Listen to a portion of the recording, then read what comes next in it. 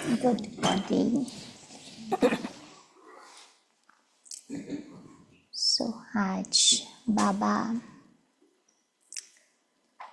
हम बच्चों को बताते हैं कि ये तुम्हारा ब्राह्मणों का जो झाड़ है बहुत मीठा झाड़ है, और जहाँ मीठी चीज होती है वहाँ क्या होता है चींटियाँ आ जाती है ना, जंतु जीव जंतु आ जाते हैं। तो इस मीठे झाड़ के पास भी आकर उसको खाने की कोशिश करते हैं। इसीलिए बाबा ने आज हम बच्चों को एक दवाई दी है, वो दवाई का छिड़काव करते रहो तो बाबा कहते हैं ये मीठे झाड़ की हम संभाल कर सकेंगे। तो कौन सी दवाई बाबा ने दी है आज?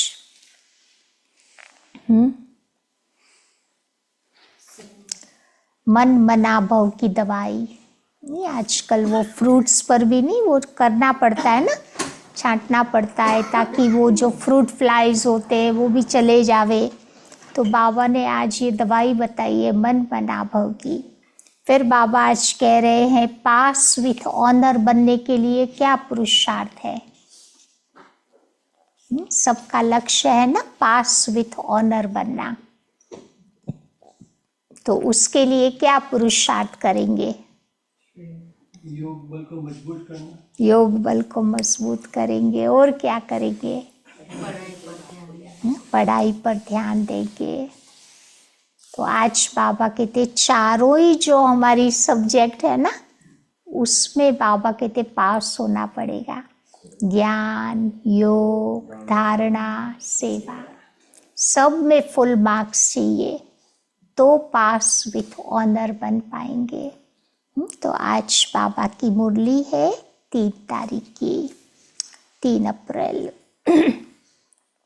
तो बाबा कहते मीठे बच्चे, तुम्हारा ये नया झाड़ बहुत मीठा है। इस मीठे झाड़ को ही कीड़े लगते हैं, तो कीड़ों को समाप्त करने की दवाई है मन मना भव। आज का प्रश्न है पास विथ ऑनर होने वाले स्टूडेंट की निशानी क्या होगी? पास विथ ऑनर होने वाले स्टूडेंट की निशानी क्या होगी? तो बाबा कहते हैं वो सिर्फ एक सब्जेक्ट में नहीं, लेकिन सभी सब्जेक्ट पर पूरा पूरा ध्यान देंगे, चारों ही सब्जेक्ट पर। बाबा कहते स्थूल सर्विस की भी तो सब्जेक्ट बहुत अच्छी है ना, इससे बहुतों को सुख मिलता। इन देशों में तो करना ही पड़ता है स्थूल सेवा, शरीर से सेवा। तो इसमें भी मार्क्स तुम्हारी जमा होती है, साथ साथ ज्ञान भी चाहिए, तो चलन भी चाहिए। दैवी गुणों पर पूरा पूरा अटेंशन हो, ज्ञान योग पूरा हो, तब पास विथ ऑनर हो सकेंगे। आज की मुरली का गीत है न वो हमसे जुदा होंगे न हम उनसे जुदा होंगे। ये हमारी प्रॉमिस है ना बाबा के साथ। ओम शांति। तो बाबा कहते बच्चों ने क्या सुना? बच्चों की किससे दिल लगी हुई है? किससे लगी है? तो आज बाबा मुरली में गाइड बन के आए हैं। तो बाबा कहते गाइड से, तो गाइड क्या क्या दिखलाते हैं? तो स्वर्ग में जाने का गेट दिखलाते हैं। दुनिया के गाइड वो गेट वे ऑफ इंडिया का गेट दिखाते हैं या, तो बाबा कहते ये गाइड आता है तो गेट वे टू हेवन का गेट दिखाते हैं। बच्चों को भी नाम दिया है गेट वे टू हेवन। तो स्वर्ग का फाटक कब खुलता है? अभी तो है हेल। हेवन का फाटक कौन खोलता है और कब खोलते हैं? ये तुम बच्चे ही जानते हो। तुम बच्चों को सदैव खुशी होती है। हेवन में जाने के लिए रास्ता भी तुम बच्चे जानते हो। मेले प्रदर्शनी द्वारा तुम ये दिखलाते हो कि मनुष्य स्वर्ग के द्वार कैसे जा सकते हैं। चित्र तो तुमने बहुत बनाए हैं। बाबा पूछते हैं, इन सब चित्रों में से कौन सा ऐसा चित्र है जिससे हम किसी को समझा सकते हैं कि ये स्वर्ग में जाने का गेट है? इतने सारे चित्रों में से कौन सा चित्र है? सोचो। झाड़ से कैसे पता चलेगा? हाँ हाँ, कौन सा?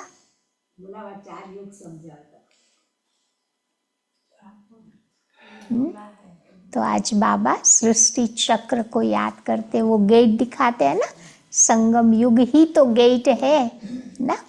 तो बाबा कहते वो है सृष्टि चक्र के चित्र में स्वर्ग में जाने का गेट सिद्ध होता। तो यही राइट है। ऊपर में उस तरफ नर्क का गेट है, तो उस तरफ है स्वर्ग का गेट। बिल्कुल क्लियर बच्चों को समझाया है। यहाँ से सब आत्माएं भागती है। कहाँ भागती है? पहले शांति धाम जाती है ना, फिर उसके बाद आती है स्वर्ग में। तो ये गेट हो गया। सारे चक्र को भी तुम गेट नहीं कह सकेंगे। सारा चक्र गेट नहीं है, लेकिन कौन सा गेट है? संगम युग, जहाँ से हम आत्माएं घर जाती, फिर राजधानी में आती। तो बाबा कहते ये सृष्टि चक्र के चित्र में कांटा भी दिखाते हैं कि ये नर्क है, ये स्वर्ग है। घड़ियाल का कांटा होता है ना, तो उसकी बाबा बात करते हैं। तो सबसे अच्छा फर्स्ट क्लास चित्र है ये गोले का, चक्र का। बिल्कुल उसमें क्लियर है, गेट वे टू हेवन। आज बाबा को ये शब्द बहुत पसंद पड़ गया है, गेट वे टू हेवन। कितना बारी बाबा ने थ्रू आउट मुरली में उसको यूज किया है। तो ये बुद्धि से समझने की बात है। अनेक धर्मों का विनाश और एक धर्म की स्थापना हो रही है। तुम जानते हो हम सुख धाम में जाएंगे, बाकी सब चले जाएंगे शांति धाम में। तो गेट तो बड़ा क्लियर है। ये गोला ही तो मुख्य चित्र है ना। इसमें नर्क का द्वार, स्वर्ग का द्वार बिल्कुल क्लियर समझाया है। स्वर्ग के द्वार में जो कल पहले गए थे वही जाएंगे, सब नहीं जाएंगे। बाकी सब शांति के द्वार से चले जाएंगे। फिर नर्क का द्वार बंद होकर शांति और सुख का द्वार खुलता है। नर्क का बंद हो जाएगा, शांति माना परम धाम का, सुख माना स्वर्ग का। तो सबसे फर्स्ट क्लास चित्र ये चक्र का है। आज बाबा को ये चित्र बहुत याद आ रहा है।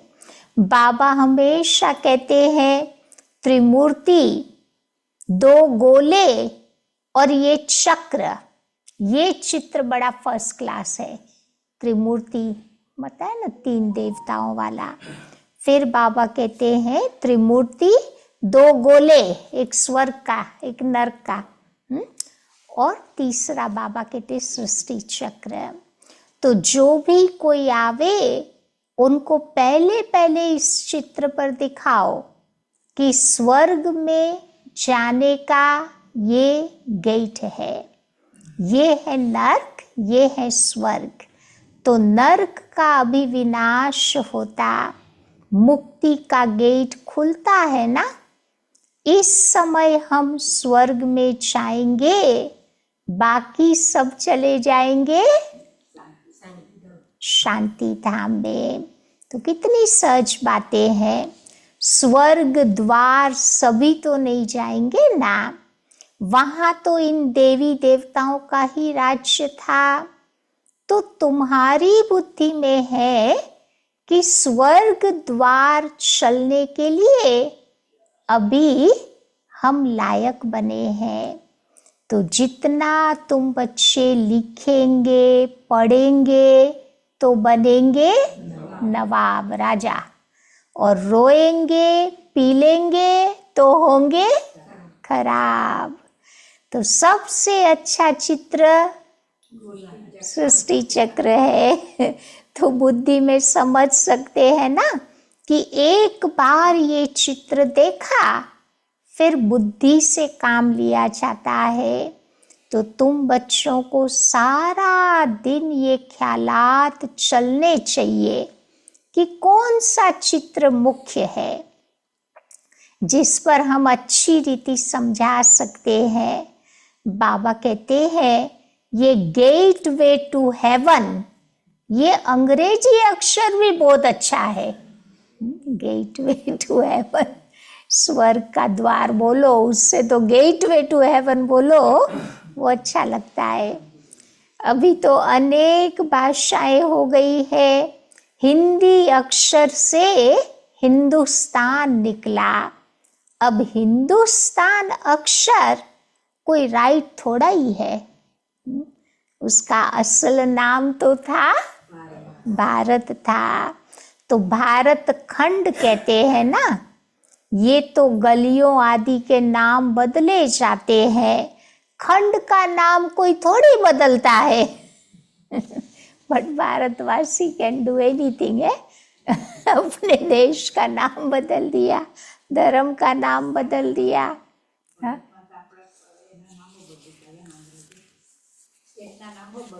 हाँ, एज ने। तो बाबा कहते ये महाभारत अक्षर भी है, सब में देखो भारत तो आता ही है, गाते भी है कि भारत हमारा देश है। हिंदू धर्म कहने से इन्होंने भाषा भी हिंदी कर दी है, हिंदू धर्म से हिंदी भाषा आ गई।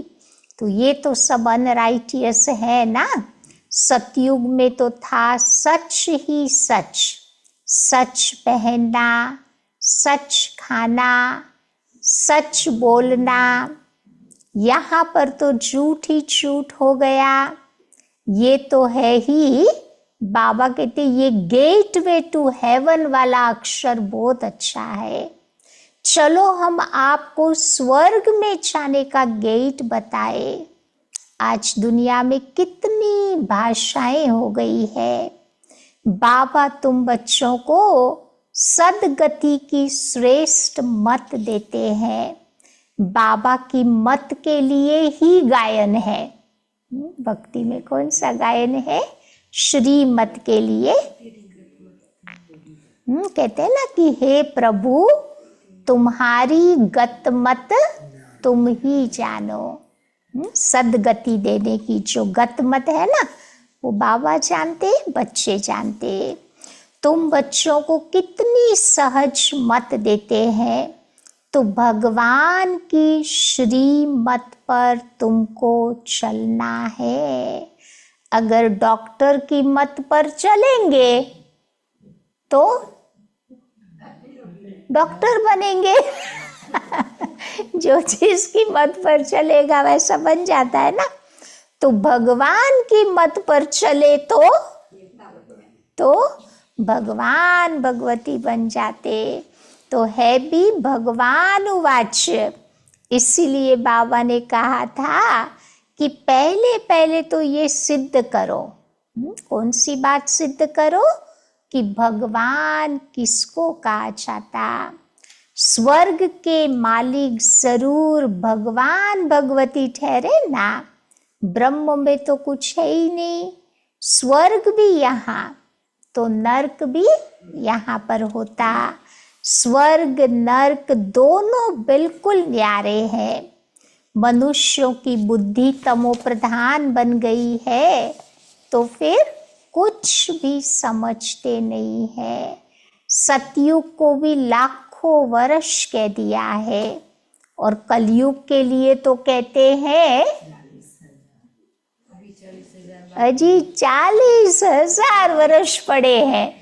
कहते ना अभी कलयुग बच्चा है, पाँव से चलता है, घुटनों से ना। तो बाबा कहते बच्चा इतना धमाल करता है तो सोचो बूढ़ा होगा तो क्या नहीं करेगा। लेकिन बाबा कहते बच्चा नहीं है, अभी ऑक्सीजन पर है, लास्ट अपने श्वास गिन रहा है।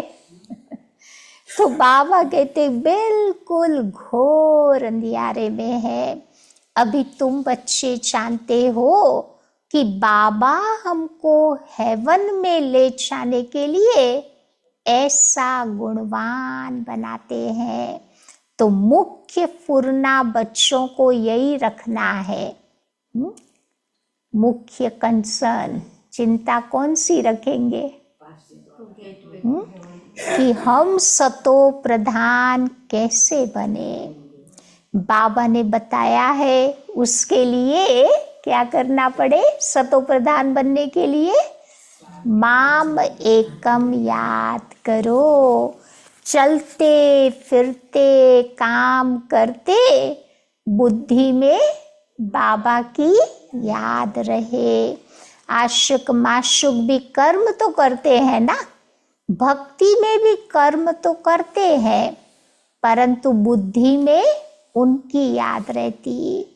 तो याद करने के लिए भक्ति में माला फेरते हैं, राम राम की धुन लगाते हैं ना। तो बाबा भी घड़ी घड़ी तुम बच्चों को कहते हैं कि तुम बच्चे भी मुझ बाप को याद करो।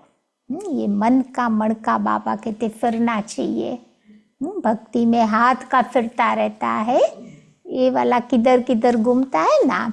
तो बाबा कहते हैं तुम बच्चे मुझ बाप को याद करो।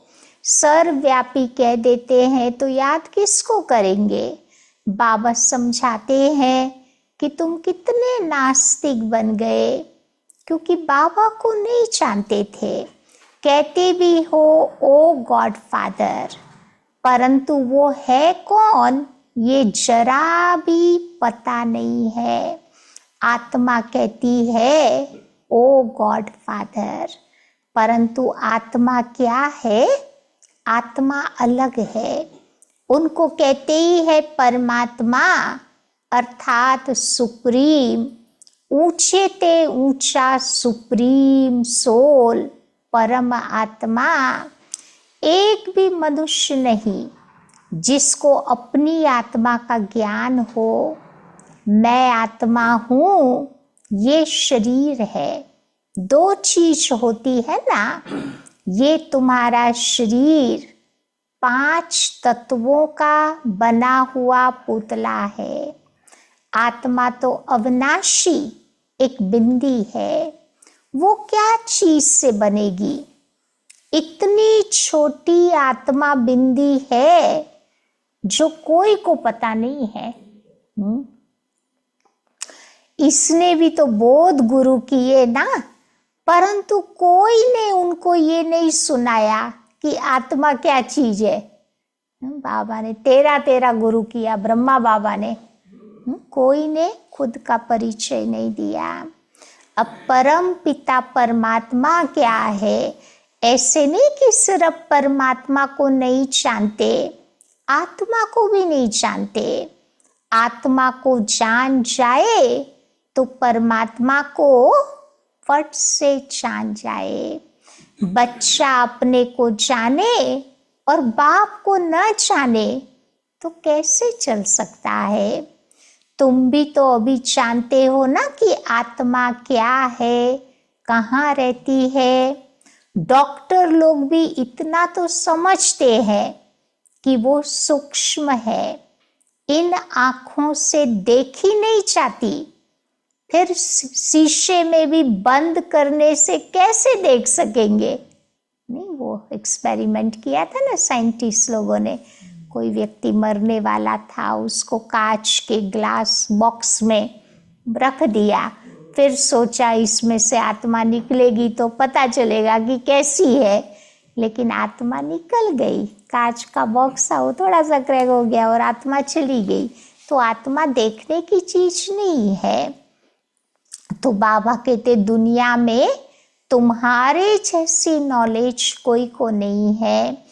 तुम जानते हो आत्मा बिंदी है तो परमात्मा भी बिंदी है।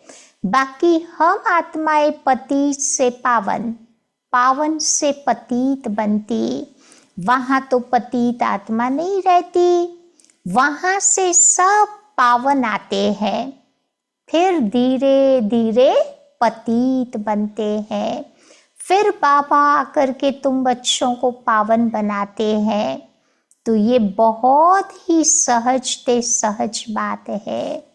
तुम जानते हो हमारी आत्मा 84 का चक्कर लगाकर अब तमो प्रधान बन गई है। हम ही 84 जन्म लेते हैं, एक की बात नहीं है। बाबा कहते हैं कि मैं ये सब बातें इनको समझाता हूँ जो तुम सुनते हो। मैंने इनमें प्रवेश किया है, तो पहले मैं सुनाता हूँ ब्रह्मा बाबा को, फिर तुम भी सुन लेते हो। तो ये उसका रथ है। बाबा ने समझाया है कि बच्चे नाम तुम्हें रखना चाहिए। कौन सा नाम? Gateway to haven.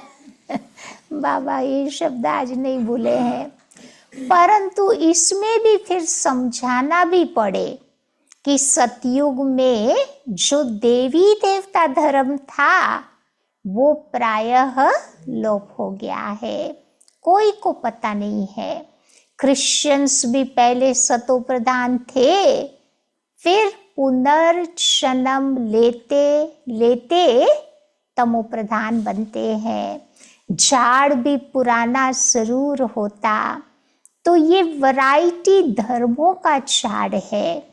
झाड़ के हिसाब से और सब धर्म वाले आते हैं पीछे। तो ये ड्रामा बना बनाया है।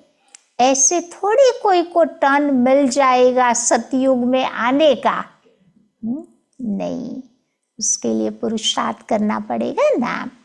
तो बाबा कहते ये अनादि खेल बना हुआ है। सतयुग में एक ही आदि सनातन देवी देवता धर्म था। तो अब तुम बच्चों की बुद्धि में ये बात पक्की है। कौन सी बात पक्की है? कहाँ जा रहे हैं? अब हम स्वर्ग में जा रहे हैं। आत्मा कहती है हम तमो प्रधान हैं, तो घर कैसे जाएंगे, स्वर्ग में कैसे जाएंगे? तो उसके लिए सतो प्रधान बनने की युक्ति भी बाबा ने तुम बच्चों को बतलाई है। बाबा कहते हैं कि मुझे ही पतित पावन कहते हैं, तो अपने को आत्मा समझ तुम बाबा को याद करो।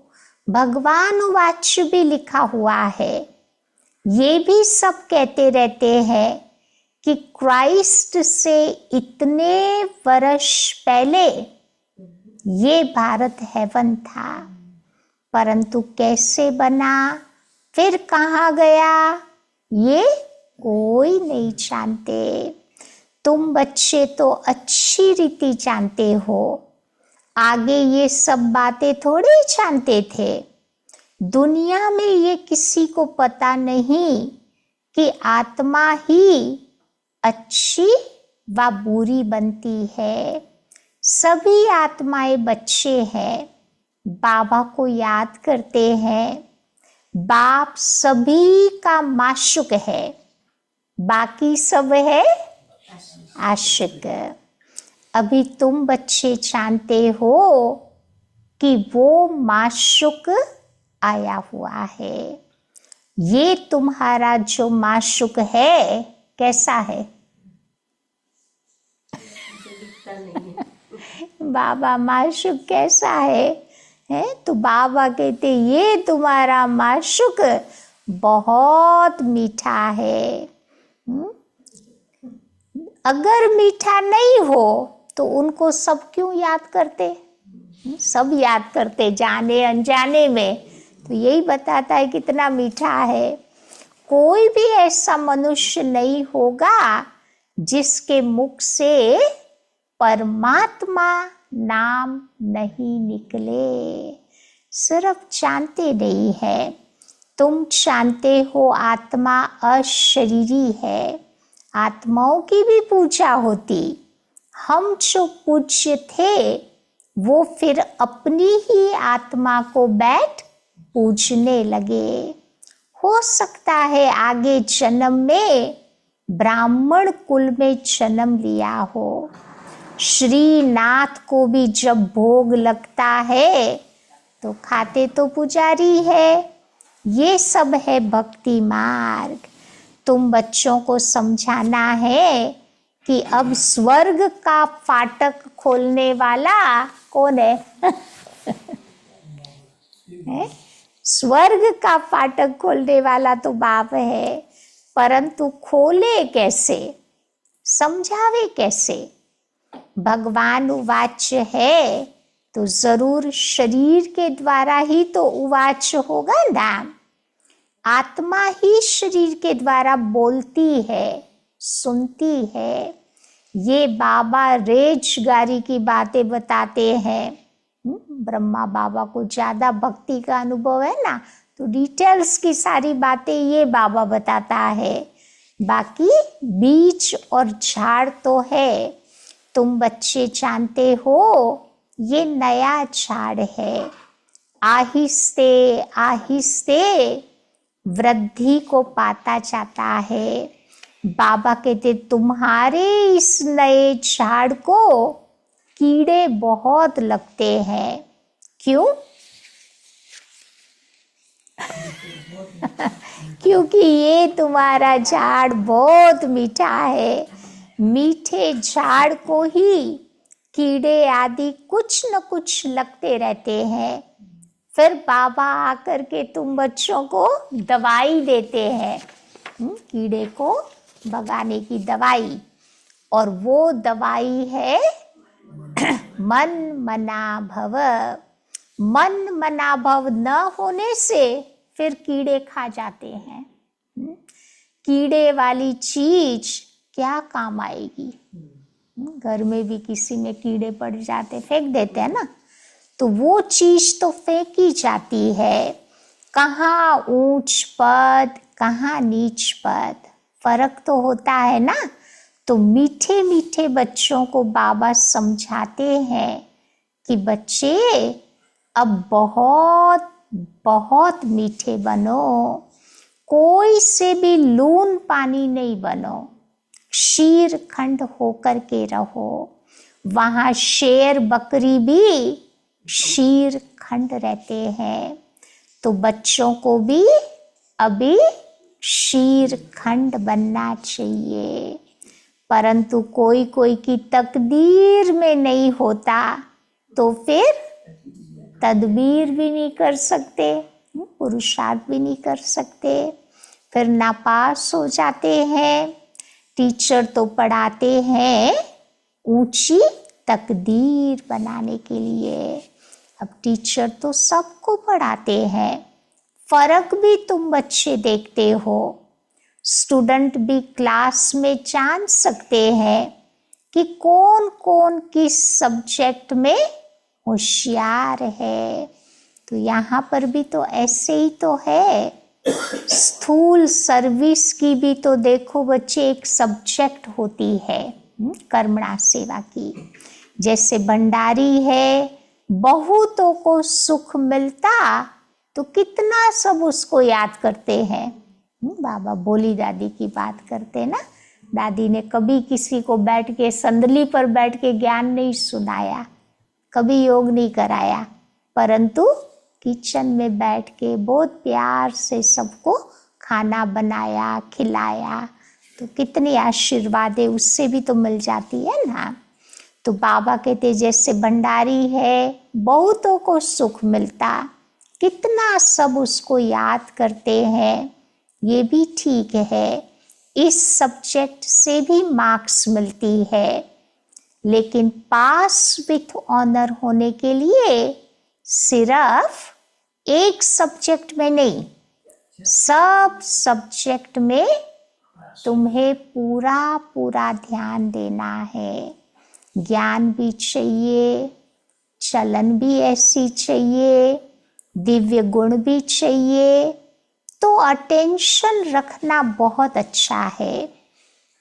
देखो भंडारी के पास कोई भी आए तो कहे मन मना भव, कोई इधर उधर की बातें नहीं। दादी हमेशा बाबा की बातें सुनाती थी। सब बाबा को याद करो तो विकर्म विनाश होंगे और तुम स्वर्ग के मालिक बन जाएंगे।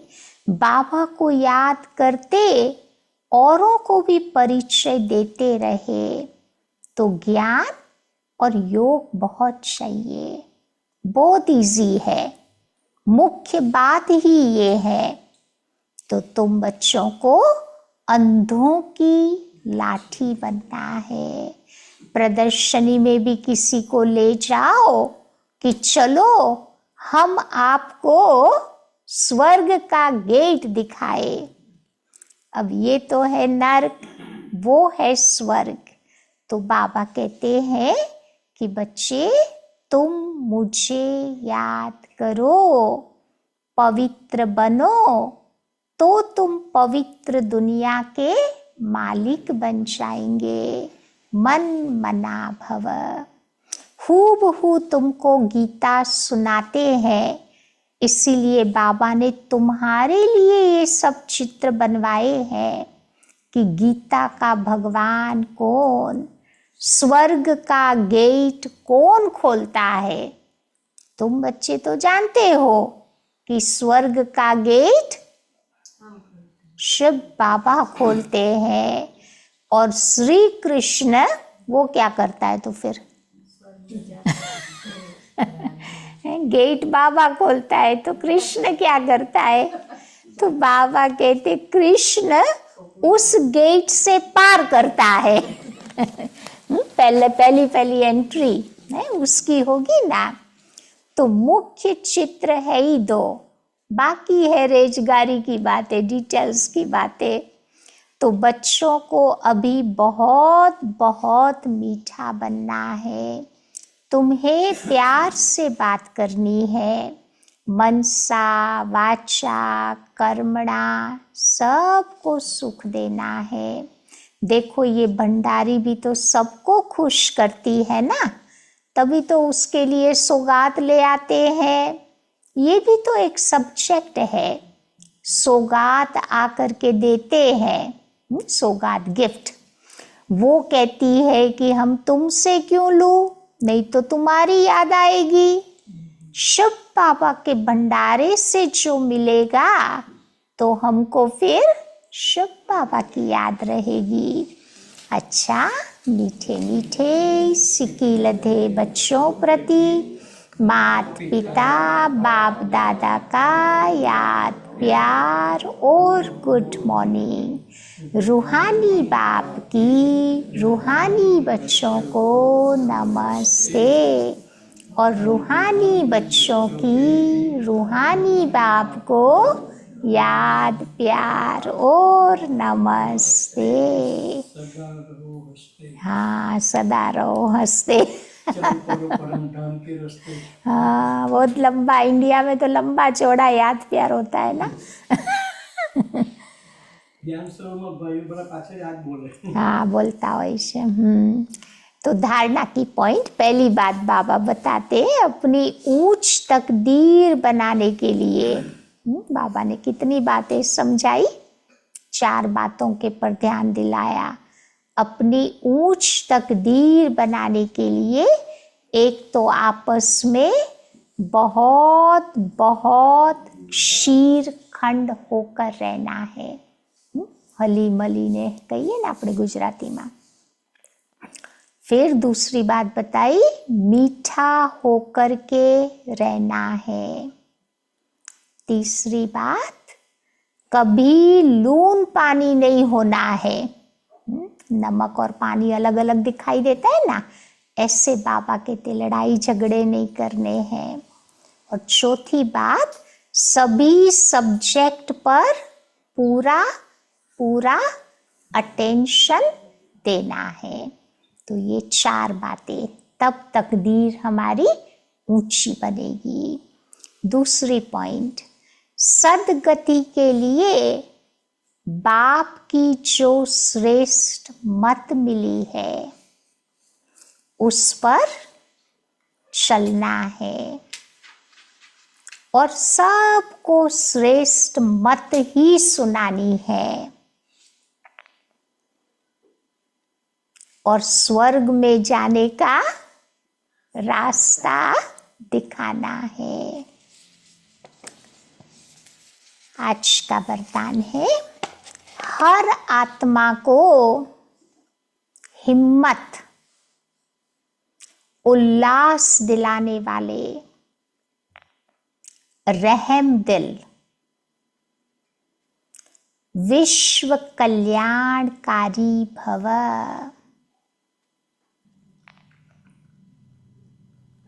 कभी भी ब्राह्मण परिवार में किसी भी कमजोर आत्मा को तुम कमजोर हो ऐसा नहीं कहना। बल है लेकिन मुख से नहीं बोलना है। आप रहम दिल, विश्व कल्याणकारी बच्चों के मुख से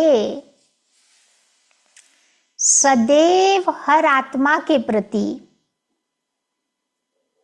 शुभ बोल निकलने चाहिए। दिल शिकस्त बनाने वाले बोल नहीं। चाहे कोई कितना भी कमजोर हो, उसे इशारा या शिक्षा भी देनी हो तो पहले समर्थ बना करके फिर शिक्षा दो। पहले धरनी पर हिम्मत और उल्लास का हल चलाओ,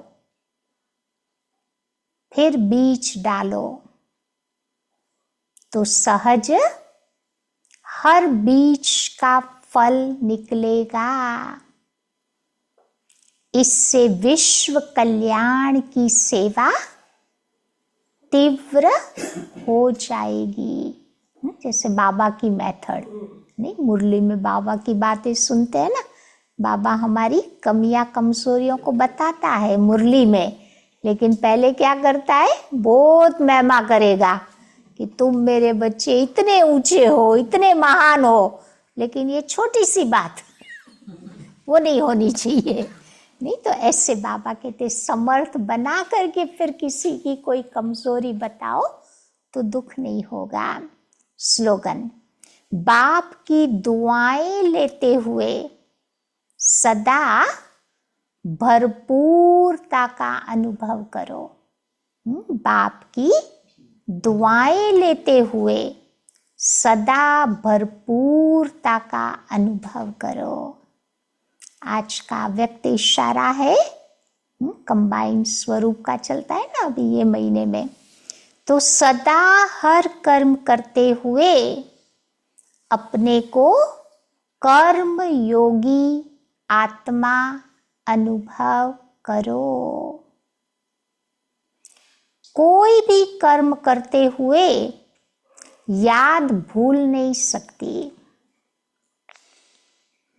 कर्म और योग दोनों ही कंबाइंड हो जावे। जैसे कोई जुड़ी हुई चीज को अलग नहीं कर सकता, ऐसे कर्म योगी बनो। काम करते करते बाबा की नेचुरल याद रहे, कोई हमें बाबा से अलग नहीं कर सकता। समझा? तो आज क्या याद रखेंगे? कोई भी मिले तो गेट वे टू हेवन का रास्ता दिखाना है। और ऊंची तकदीर बनाने के लिए 4 बातें बाबा ने याद दिलाई ना। एक तो मीठा बनना है, शीर खंड बनना है, लून पानी नहीं होना है, और चारों इस सब्जेक्ट में पास विथ ऑनर बनना है।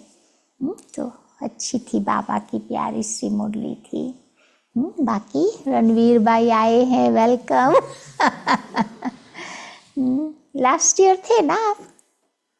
लास्ट ईयर थे, अभी फिर आए हैं। 11 जनवरी को गए और फिर आ गए, देखो। अच्छा है ना। अप्रैल में इनके बेटे की ग्रैंड चाइल्ड की बर्थडे होती है। तो इस बारी भी इनका दिल था कि बाबा के घर में बर्थडे मनाई जाए। तो ये वीकेंड में प्रोग्राम रखा है। तो सैटरडे कर्म योगा है, तो 1 बजे जो भी आ सकता है थोड़ा आ जाना, तो थोड़ा काटने कूटने में थोड़ा मदद मिल जाएगी। और संडे मॉर्निंग के लिए सब रेडी कर देंगे, तो फिर सवेरे टाइम नहीं लगता ना, बच जाता है टाइम। तो संडे मॉर्निंग में फिर क्लास के बाद शुरू कर देंगे। तो ये वीकेंड का प्रोग्राम है और प्रोग्राम 11 बजे होगा।